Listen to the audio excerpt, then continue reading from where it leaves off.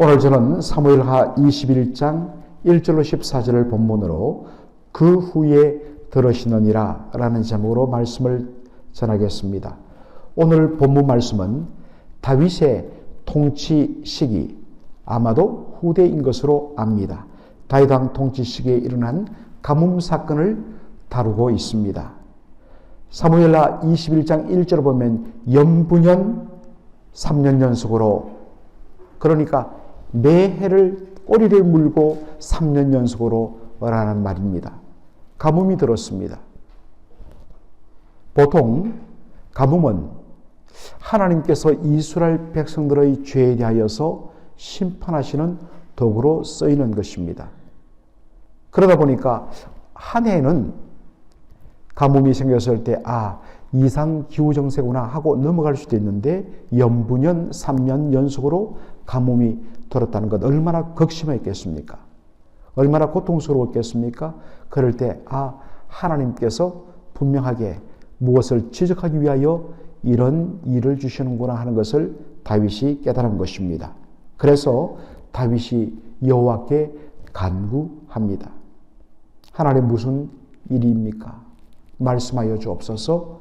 그랬더니 하나님이 사울이 그리고 그의 집안 사람들이 기브온 사람들의 피를 흘렸기 때문이다.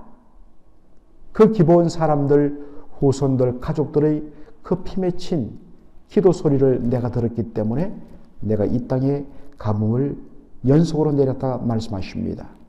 기브온 사람이란 존재는 가나안 7족속 중의 하나인 아모리 사람들이 살던 기브온 동네의 사람들인 것입니다. 바로 가나안 족속들입니다. 이 기브온 사람들을, 이 내용은 여호수아 9장으로 갑니다.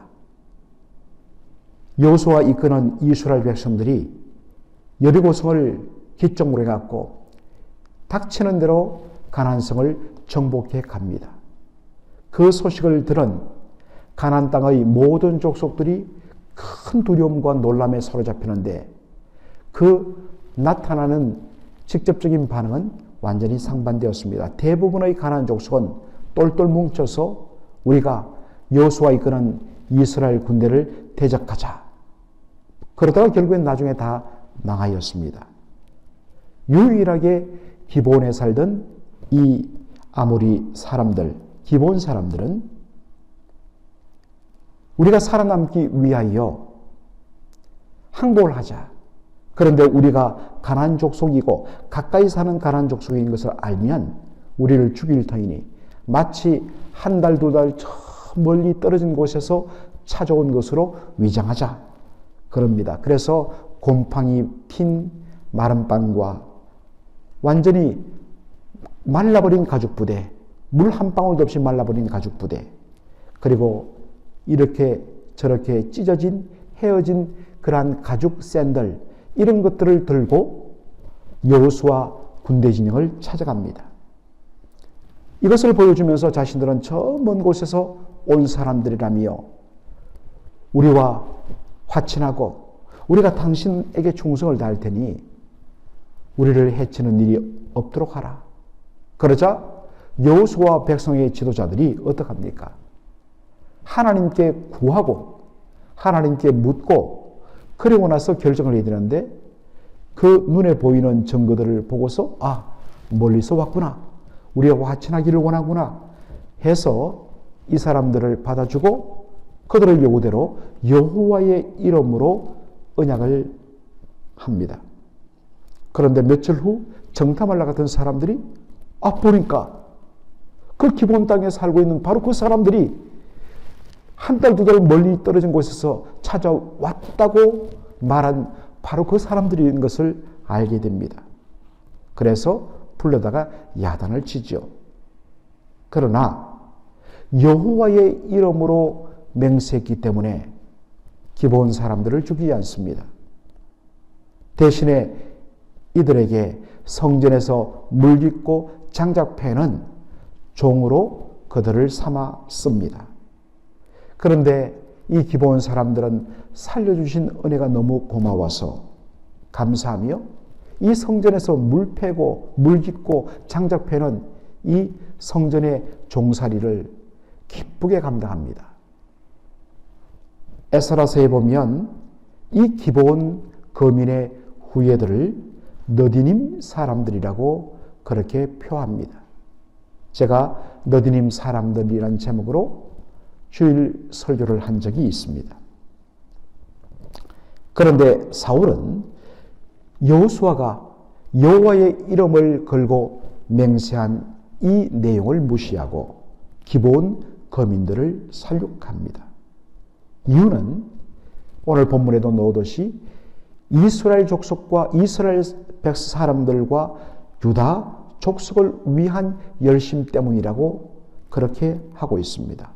여러분, 여기에 열심이란 것, 영어로 우리는 보통 패션, 저 사람 열심히 있어, 열정이 있어 라고 이해하기 쉬운데, 사실 성경에 나오는 이 열심이란 단어는 바로 이 질투란 단어입니다. 질투란 것, 여러분, 질투란 것은 안 좋은 어떤 뉘앙스를 가지지만 사실은 어떠한 대상, 그것이 하나님이든지 남편이든지 아내든지 자신이 전심으로 사랑하는 대상을 향한 뜨거운 사랑의 고백 행위입니다. 나만 사랑해줘. 그리고 당신만 사랑해. 당신 외에 그 누구도 사랑해서는 안 돼. 그러면 용서할 수 없어. 그래서 하나님을 어떤 하나님이라고 부릅니까? 나는 질투하는 하나님이라. 바로 그런 의미입니다. 오직 여호와 하나님만 사랑하라는 것입니다. 아마도 사울은 이 이스라엘 족속과 유다 족속, 즉 하나님의 택함받은 이 백성들, 이스라엘은 오직 하나님의 택함받은 백성들로만 구성되어야 되는데 어디 저런 잡족이 아무리 여호수아가 맹세하고 용납했지만 저들은 가나안 족속이 아닌가? 그러니까 시간을 되돌려 갖고 이들을 다 제거해야만이 하나님의 선민, 택함받은 순수한 아브라함의 혈통만이 선택받은 이 땅에 거할 수 있다라는 이 잘못된 열심, 잘못된 종교적인 거룩한 질투 때문에 기브온 사람들을 많이 죽여버린 것입니다. 참 이런 잘못된 열심, 사울이, 똑같은 이름을 가진 사울이 예수 믿는 사람들을 박멸해야지 하나님께 영광이 된다는 이 거룩한 질투 열심 때문에 예루살렘 교회를 산산조각 내고 스데반을 죽이는데 앞장서고, 그것도 모자라서 다메섹에 있는 예수 믿는 사람들을 체포하기 위하여 그 먼 곳까지 정말 이른 새벽부터 체포영장을 가고 올라갔던 모습을 저희들이 보게 된 것입니다. 바로 그렇게 이 비극이 시작되었습니다. 그러니 기브온 거민들, 후예들이 얼마나 피가 맺혔겠습니까? 분명하게 여호와의 이름으로 그 수백 년 전 바로 조상들에 의해서 그렇게 이 땅에 거하게 되고, 그리고 살려주신 은혜만도 감사해갖고 성전에서 템플 서번츠, 이 너디님 사람을 템플 서번츠라고 영어 성경은 번역하는데, 성전에서 주를 섬기는 이 일에 기쁨을 다했던 이 기브온 거민의 후예들의 마음속에 피멍이 맺힙니다. 그래서 말은 못하고 속으로 하나님 앞에 부르짖습니다. 하나님, 어떻게 우리에게 이런 일이 일어났습니까? 주여, 이 억울함을 풀어주시 아니하시겠나이까? 하나님께서 안 들어주는 것 같았는데, 그러나 때가 참에 바로 다윗 왕께 하나님께서 이 일을 해결하시기 위하여 간문을 통하여 하나님이 다윗에게 사인을 주신 것입니다. 그래서 다윗은 사울이 죽인 그 기브온 사람들의 후예들, 가족들에게 묻습니다. 무엇을 원하느냐? 그러니 말합니다. 우리를 모해한 사람, 곧 사울의 자손 7을 우리에게 내어주십시오. 그러면 우리가 그 사람들을 목매어 달아 죽임으로 우리의 억울함을 풀겠습니다. 다윗 왕이 좋다고 하면서 한 가지 단서를 걸지요. 자신과 요나단이 맹세한 것을 지키기 위하여 요나단의 아들 머비보셋만큼은 이 명단에서 제시킬 것을 말합니다. 그래서 머비보셋은 살아남게 됩니다. 다윗은 사울의 첩 리스바의 두 아들과 사울의 맏딸 메랍의 5 아들을 내어줍니다. 그래서 7명입니다. 왜 7명을 요구했고 7명을 내어줬을까요? 그 7은 상징수, 곧 완전수이기 때문입니다. 충만수이기 때문입니다. 기본의 억울함과 원한을 완전하게 풀어준다는 의미에서 바로 숫자 7을 채워서 내어준 것입니다. 그러자 기본 사람들은 사울의 바로 자손 7을 나무에 목매어 달아 죽입니다. 그러자 두 아들을 잃은 사울왕의 후궁이었던 리스바란 여인이 그 자신의 두 아들과 또 다른 자손들이 죽은 매달린 그 앞에서 자리를 펴고 그 자리를 떠나지 않으면서 밤낮으로 새와 들짐승이 그 시신들을 훼손하지 못하도록 밤낮으로 지키는 모습을 봅니다. 왜 그랬을까요? 그 이유는 시신이 매장되지 못한 채 나무에 달린 채 짐승에 의해서 훼손된다. 이것은 구약의 의미에서 저주의 죽음을 의미하는 것입니다. 어떤 의미에서 이들의 죽음은 사실 억울한 죽음이었습니다. 자신의 아버지 그리고 외할아버지가 잘못한 것을 왜 그들이 당한단 말입니까? 이것에 대한 안타까움 때문에 리스바가 더욱더 그렇게 한 것이기도 했습니다. 그 소식을 전해드린 다윗 왕이 감동을 받습니다. 그래서 이들의 뼈를 거두어서 조상의 묘실에 안장할 것을 명령합니다. 오늘 본문 말씀 마지막 말씀이 굉장히 의미심장합니다. 14절에 그 후에야 하나님이 그 땅을 위하여 기도를 들으시느니라. 기본 사람들의 억울함이 풀려진 후 비로소 하나님께서 그 기도를 들어주시더라는 것입니다. 사랑하는 성도 여러분, 하나님과 우리 사이의 관계를 단절시키며 하나님께 구하는 기도의 응답이 가로막히는 아주 근본적인 이유는 바로 죄의 문제입니다.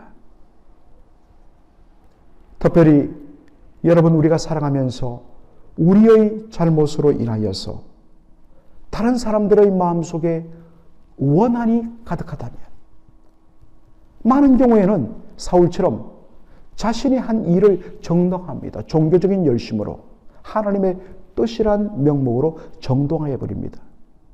그래서 자신이 던진 돌이, 무심코 던진 돌이 온갖 이 샘에 모여 사는 정말 개구리들에게는 치명상이 되는 것처럼 얼마나 그것이 무서운 결과를 초래하는지 모릅니다. 한마디 툭 던진 말, 무심코 그냥 한 이야기가 상대방에는 어마어마하게 큰 고통으로 다가올 수가 있습니다.